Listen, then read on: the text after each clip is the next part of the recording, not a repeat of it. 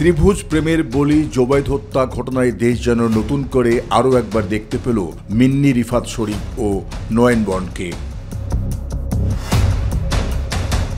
আর তাই ঠিক সেই একইভাবে জগন্নাথ বিশ্ববিদ্যালয় শিক্ষার্থী জোবায়েদ হোসেনকে যখন বর্ষার সাবেক প্রেমিক ও তার সহযোগী মিলে রক্তাক্ত করছিল, তখন জোবায়েদের মৃত্যুর শেষ দৃশ্যটি দাঁড়িয়ে দেখেছে বর্ষা।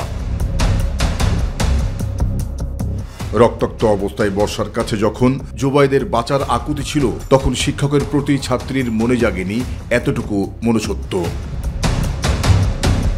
বরং খুন হওয়াকালীন শিক্ষক জোবায়েদের উদ্দেশ্যে বর্ষা বলছে তার জীবন থেকে জোবায়েদ না সরলে সে সাবেক প্রেমিক মাহিরের হতে পারবে না। আর এই হৃদয়বিদারক ঘটনায় বর্ষার নারী মনে এতটুকু দয়া না জন্মালেও এ ঘটনায় অপরাধী করেছে গোটা জাতির বিবেককে, এমনটাই বললেন শিক্ষার্থী সমাজ।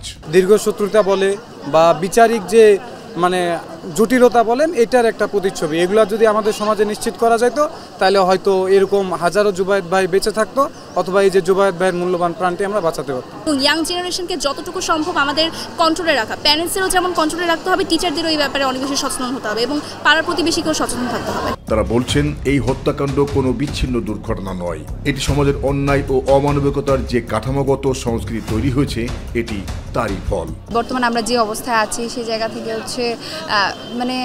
এখনের যুগটা কেমন হয়ে গেছে, সবাই রেসপেক্টের জায়গাগুলো রাখতেছে না। একটা সুস্থ বিচার করা এবং এরপরে কোনো একটা কাজ করার আগে মানুষজন 100 বার ভাবে যে এই কাজটা কখনোই করা যাবে না। সমাজে লোভ, লালসা, হিংসা, বিদ্বেষ, উগ্রতা, স্বার্থপরতা, ক্রোধ এসবের কারণে দিনকে দিন মানুষের মনুষ্যত্ববোধ হারাচ্ছে বলে মনে করেন মনোরোগ বিশেষজ্ঞ।